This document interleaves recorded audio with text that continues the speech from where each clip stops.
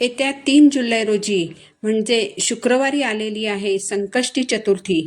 प्रत्येक महिन्याच्या कृष्ण पक्षातील चतुर्थी तिथीला संकष्ट चतुर्थी साजरी केली जाते आणि प्रत्येक चतुर्थी तिथीला येणाऱ्या संकष्टी चतुर्थीचं महत्त्व हे सुद्धा वेगवेगळं असतं. 3 जुलै रोजी जी चतुर्थी तिथी आलेली आहे तिला कृष्ण पिंगल संकष्ट चतुर्थी असं देखील म्हटलं जातं. या चतुर्थी तिथीचा प्रारंभ शुक्रवारी 3 जुलैला सकाळी 11:20 होणार आहे आणि शनिवारी 4 जुलै रोजी दुपारी 12:40 असणार आहे. उदय तिथीनुसार या चतुर्थीचं व्रत शुक्रवारी 3 जुलै रोजी केले जाणार आहे. या दिवशीची चंद्रोदयाची वेळ आहे रात्री 9:53. या वेळेतच आपल्याला चंद्रदेवांची पूजा करायची आहे. संकष्ट चतुर्थी म्हणजे संकट दूर करणारी अशी ही तिथी. जी व्यक्ती संकष्ट चतुर्थीच्या दिवशी श्री गणेशाची विधिवत उपासना करते त्या व्यक्तीच्या जीवनातील सर्व संकट, सर्व अडचणी दूर होतात. संकष्टी चतुर्थीच्या दिवशी श्री गणेशाचे तत्व हे नेहमीच्या तुलनेमध्ये पृथ्वीवरती 1000 पटीने जास्त कार्यरत असते आणि म्हणून या दिवशी श्री गणेशाच्या पूजेसोबतच काही प्रभावी उपाय आणि सेवा देखील केल्या जातात. आज या व्हिडिओमध्ये मी तुम्हाला एक अतिशय प्रभावी अशी सेवा सांगणार आहे.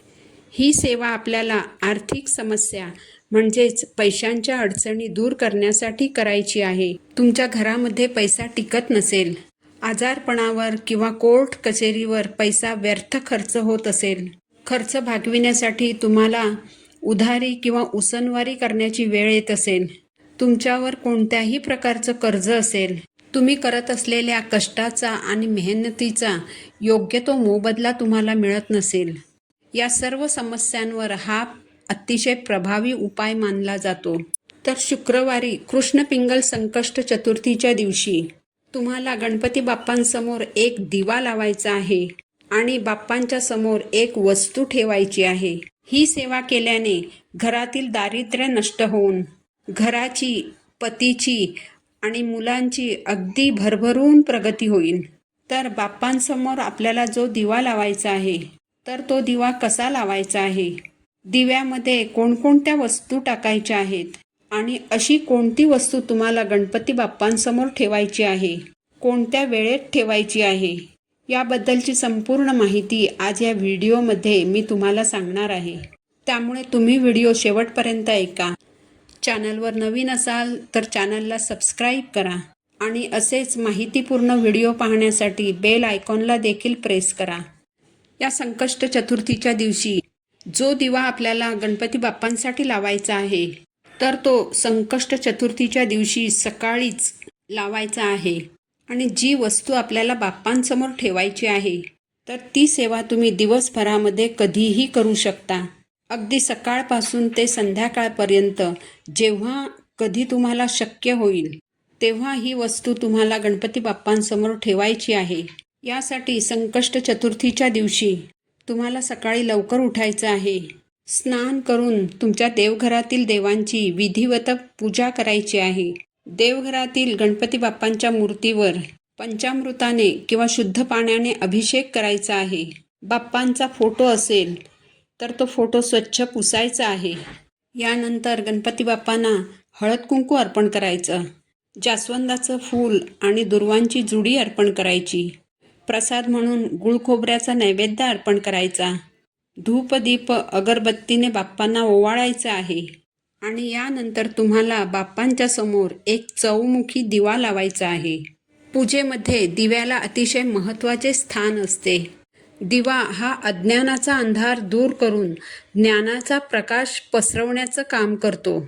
घरामध्ये दिवा लावल्याने घरातील नकारात्मक ऊर्जा कमी होऊन सकारात्मक ऊर्जेचा प्रवाह वाढीला लागतो. कोणत्याही शुभकार्याची सुरुवात करताना सर्वप्रथम दिवा प्रज्वलित केला जातो. जेव्हा हा दिवा आपण देवघरात लावतो तेव्हा सर्व देवी देवता प्रसन्न होतात. यासाठी संकष्टी चतुर्थीच्या दिवशी आपल्याला बाप्पांसमोर एक चौमुखी दिवा लावायचा आहे. हा दिवा तुम्ही कोणत्याही धातूचा घेऊ शकता किंवा तुम्ही मातीची पणती देखील घेऊ शकता. या दिव्यामध्ये गाईचं शुद्ध तूप घालायचं आहे आणि या दिव्यामध्ये आपल्याला 4 दिशेला 4 वाती लावायच्या आहेत. यानंतर तुम्हाला एक प्लेट घ्यायची आहे.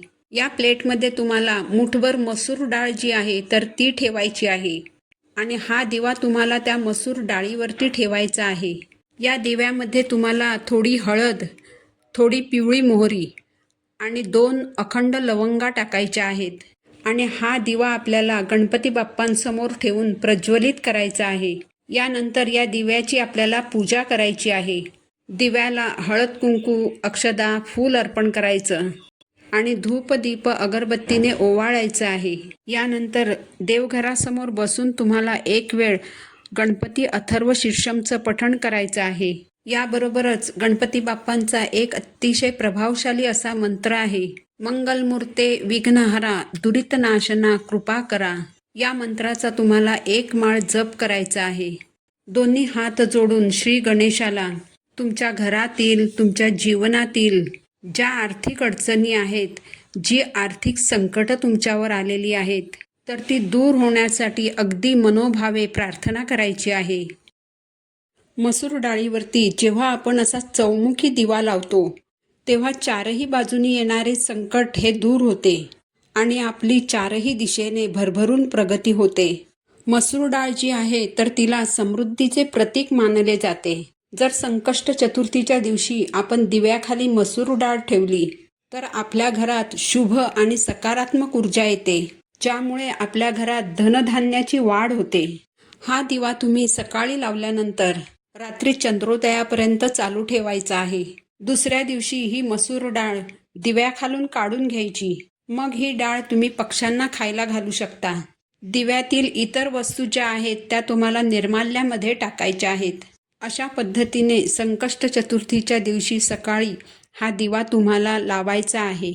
यानंतर आपल्याला बाप्पांसमोर एक वस्तू ठेवायची आहे.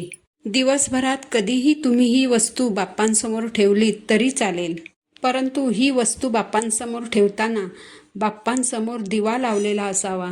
बाप्पांना हळद कुंकू, अक्षदा, फूल अर्पण करायचं, अगरबत्तीने ओवाळायचं. बाप्पांसमोर जी वस्तू आपल्याला ठेवायची आहे त्यासाठी आपल्याला 11 रुपये लागणार आहेत. हे 11 रुपये घेताना आपल्याला 10 रुपयांची एक नोट आणि 1 रुपयाचं एक नाणं तुम्हाला घ्यायचं आहे. यानंतर तुम्हाला विड्याचं एक चांगलं पान घ्यायचं आहे. हे पान फाटलेलं किंवा तुटलेलं नसावं. यानंतर हे 11 रुपये तुम्हाला विड्याच्या पानावरती ठेवून गणपती बाप्पांसमोर ठेवायचे आहेत. विड्याचं पान बाप्पांसमोर ठेवताना पानाचा देठ बाप्पांकडे येईल अशा पद्धतीने तुम्हाला हे विड्याचं पान बाप्पांसमोर ठेवायचं आहे आणि त्या विड्याच्या पानावर तुम्हाला 11 रुपये ठेवायचे आहेत. यानंतर या 11 रुपयांना तुम्हाला हळद कुंकू, अक्षता, फूल अर्पण करायचं आहे.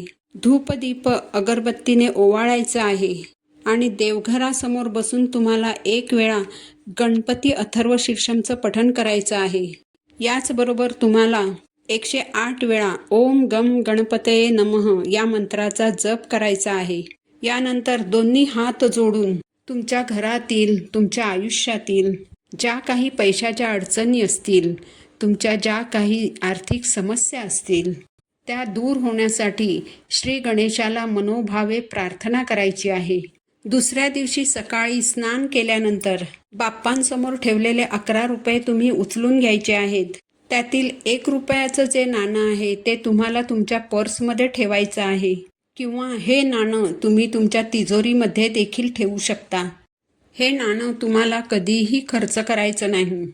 त्याचबरोबर जी 10 रुपयांची नोट आहे तर ती तुम्हाला एखाद्या गरीब गरजू व्यक्तीला दान करायची आहे. त्यासोबतच काही खाण्याच्या वस्तू देखील तुम्ही दान करू शकता. तर अशा पद्धतीने तुम्हाला हा उपाय जो आहे तर तो चतुर्थीला करायचा आहे.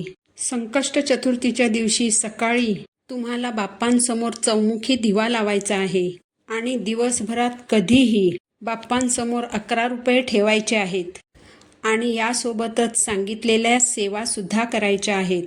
या दोन्ही उपायांचं तुम्हाला निश्चितच फळ प्राप्त होईल. हा व्हिडिओ जर तुम्हाला आवडला असेल तर व्हिडिओला लाईक करा. चॅनलवरती नवीन असाल तर चॅनलला सबस्क्राईब करा. पुन्हा भेटू अशाच एका माहितीपूर्ण नवीन व्हिडिओसोबत. तोपर्यंत श्री स्वामी समर्थ.